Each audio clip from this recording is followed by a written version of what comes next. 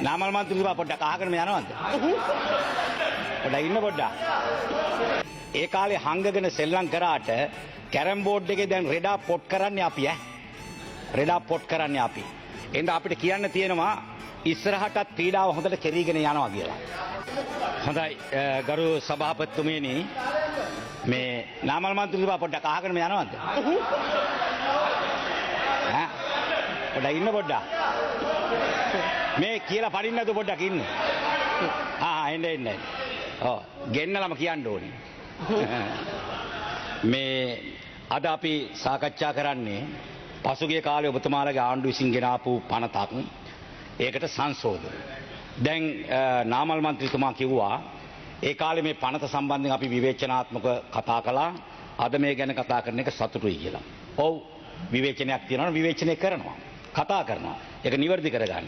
ඉතින් ඒ කාලේ ගෙන ආපු පනතේ අඩුපාඩු නිවැරදි කරන්න තමයි අද මේ සංශෝධන ඇතුළත් කරලා අපි ගේන්න කටයුතු කරලා තියෙන්නේ.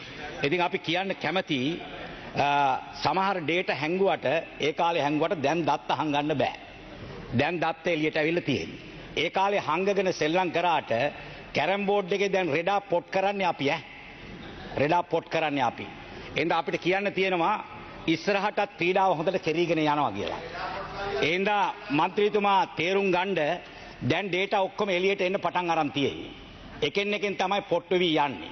එහෙනම් අපි කියන්න කැමති මේ රටේ ඉතිහාසයේ දැන් පනතෙන් එහා ගිහිල්ලා කතා කරපු නිසා අපටත් ඒක යම් කරුණු දක්වන්න ඕනේ රට හමුවේ. මොකද මෙතන කතා කරන කරුණු රටට යනවා. අපි දන්නවා කිසිම දත්තයක් පදනම් කරගන්න නැතුව පහුගිය ඉතිහාසයේ රට කරපු නිසා රටේ එකෙන් විඳපු මේ රටේ ජනතාව විඳපු දේවල් අපි දන්නවා. ඔබතුමාගේ කතාවේදී කිව්වා සමහර පෞද්ගලික කාරණා හෙළිදරව් කරලා යම් අපහසුතාවයන් වලට පත් වුණා කියලා.